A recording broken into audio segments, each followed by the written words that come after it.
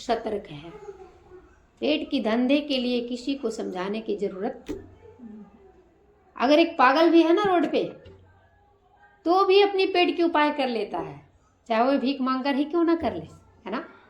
कितना ही गरीब से गरीब क्यों ना हो, वो भिक्षा ही क्यों ना मांग रहा हो, फुटपाथ पर ही अपना जीवन क्यों ना बिता रहा हो, लेकिन अपनी पेट की व्यवस्था तो सही कर लेते हैं, भोजन की व्यवस्था सब कर लेते हैं। लेकिन जो मेरा पहला काम था वो था हरि का भजन, तो शायद उसको हम आराम से अलमारी में रख दिए हैं। जिसकी कभी मुझे याद, जीवन तो मिला था उसी के लिए। संतों ने कहा कि खाना पीना सोवना और कुटुंब मकान, 84 में सब मिले, मिले नहीं भगवान।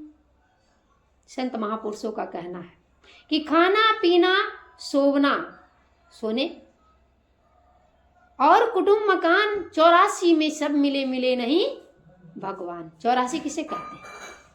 आपकी निगाहों के सामने अनेक प्रकार के जीव जंतु, कीड़े मकोड़े, पशु पक्षी विचरण कर रहा है।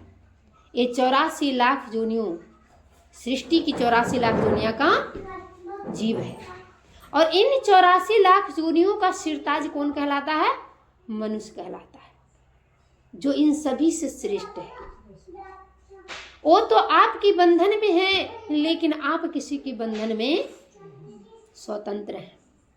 मनुष्य को इतना सुंदर, इतना स्वतंत्र जिंदगी मिला, उसके बावजूद भी अगर देखा जाए तो कोई मनुष्य सुखी क्यों? कारण, क्योंकि सुख कहीं और है और हम ढूंढते कहीं। कहे वस्तु कहीं ढूंढे कहीं, कहीं विधि आवे हाथ।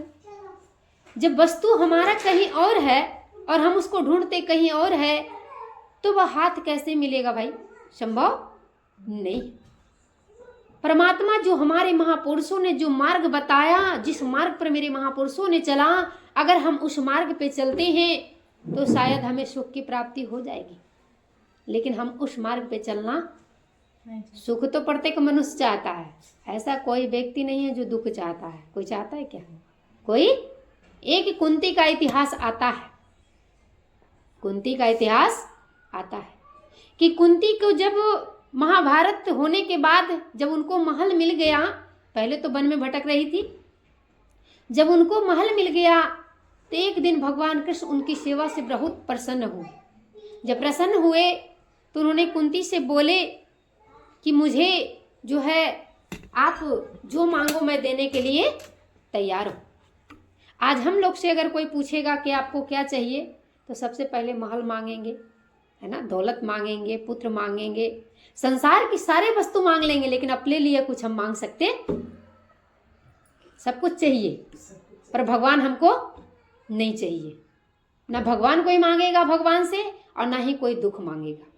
कुंती ने कही, प्रभु अगर आप मुझे देना चाहते हैं, हाथ जोड़कर बोली कि प्रभु अगर आप मुझे देना चाहते हैं तो दुख दे दीजिए। कृष्ण गुस्सा जाते हैं कि क्या आप वह दिन भूल गई कि एक समय था जंगल में वन वन भटक रही थी, बिजली कड़कती थी, कड़ाके की धूप होती थी, बरसात होता था, और आप अपने 5 पुत्रों को लेकर अभी इस पेड़ के पास कभी उस पेड़ के पास भटक रही थी, क्या वह दुख तुम भूल गई?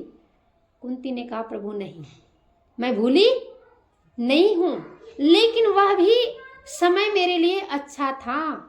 कम से कम उस समय पल पल मैं आपको याद करती थी, लेकिन जब से महल में आ गई मैं आपको। भगवान की याद कब आती है? दुख में आती है ना। अभी किसी को कोई बीमारी लग गया, डॉक्टर जवाब दे दे, कहे कि भाई मेरे बस की बात नहीं है, इलाज नहीं हो पाएगा, मैं नहीं कर पाऊंगा, अब तो ऊपर वाला ही जाने। लास्ट में डॉक्टर भी हाथ खड़ा कर देता है, जहाँ डॉक्टर का कुछ नहीं चलता है, कहता है भाई मैं तो कोशिश कर रहा हूँ, लेकिन आप लोग प्रार्थना कीजिए किसका? भगवान का। हो सके उनकी मेहर हो जाए, उनकी कृपा हो जाए, उनकी चमत्कार हो जाए, तो शायद आपको जीवन दान मिल सकता है। तो अंत में जब डॉक्टर हाथ खड़ा कर देता है, तब तो सबसे बड़े डॉक्टर की याद आती है, फिर भगवान की याद उससे पहले नहीं आती है। संतों ने कहा कि सुख में सुमिरन ना किया, दुख में करता याद, कहे कबीरता दास की, कौन सुने फरियाद।